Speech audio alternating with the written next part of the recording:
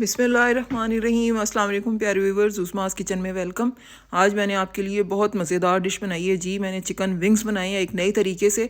सर्दियाँ हैं तो इस तरह की चीज़ें खाने का बड़ा दिल करता है, तो चलें फिर बनाते हैं। ये मैंने विंग्स ले लिए हैं, तकरीबन ये 7-8 विंग्स हैं। इसको मैंने बीच में से कटवाया नहीं है, फुल रखा है इनको, ठीक है।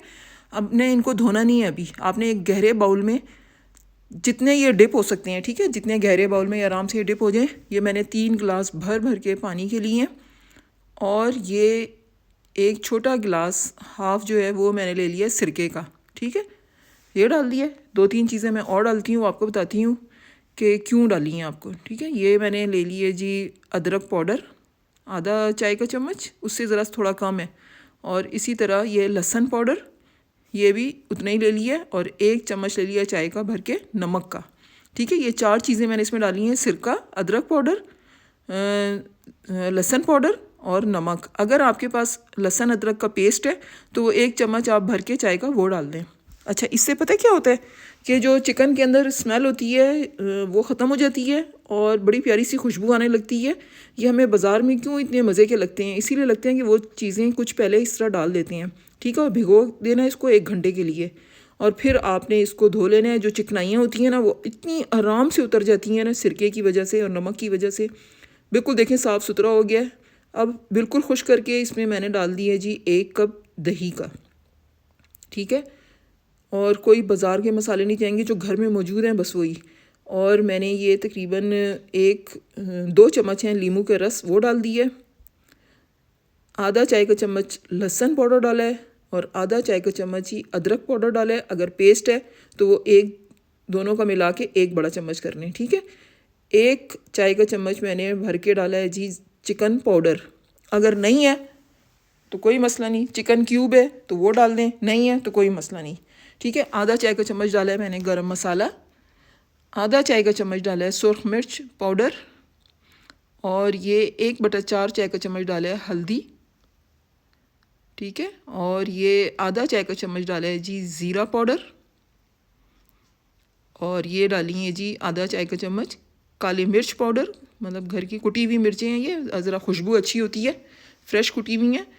और ये हमने ले लिया है जी धनिया पाउडर, आधा चाय का चम्मच, ठीक है। ये कितने खुश्क मसाले ये सारे ले लिए हैं। और थोड़ा सा आपने चाट मसाला भी ले लेना है, आधा चाय का चम्मच, ठीक है।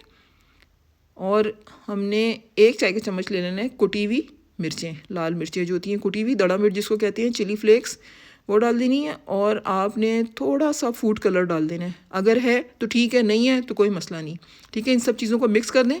और फिर इसके अंदर हम डालेंगे 2 बड़े खाने के चम्मच हम डालेंगे जी इसके अंदर बेसन, ठीक है। ये हमने बेसन का डाल दिया है और इसको अब हम मिक्स कर लेंगे, ठीक है। पानी हमने बिल्कुल नहीं डालना, क्योंकि दही की वजह से ये बड़ा अच्छा सा पेस्ट बन जाएगा इसका। बस अब इसको आपने मिक्स कर देना है।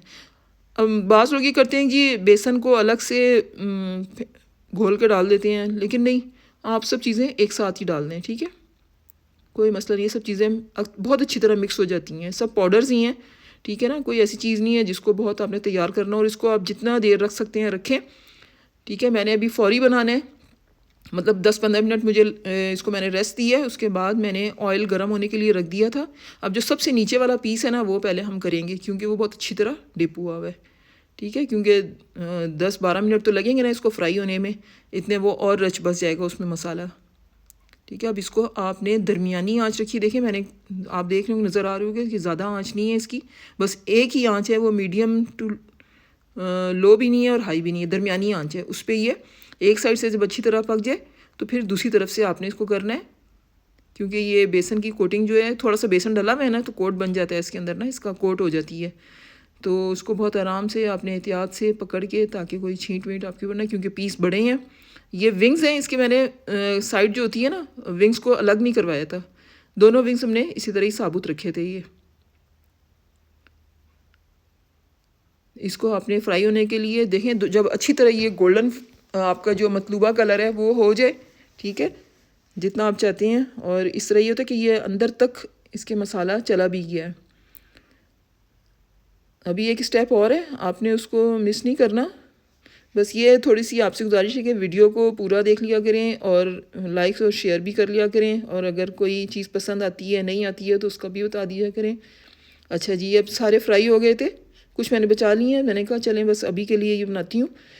तो आपने जो फ्राई हुए हैं ना उसको अलग पैन में दोबारा से आपने डालना है, और आधा कप पानी डाल के आपने हल्की आंच पे इसको दम के लिए रख देना है। ठीक है, ये देखें कितनी अच्छी स्टीम इसकी बनी हुई थी, इसके अंदर ये पकता रहा है।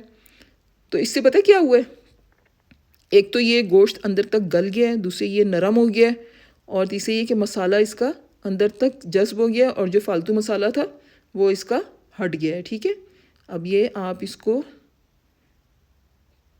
पहले एक प्लेट में निकालें, उसके बाद आपने जो सर्विंग डिश है उसमें आप इसको सर्व कर सकते हैं। ठीक है ना, ये गरम गरम पेश करें।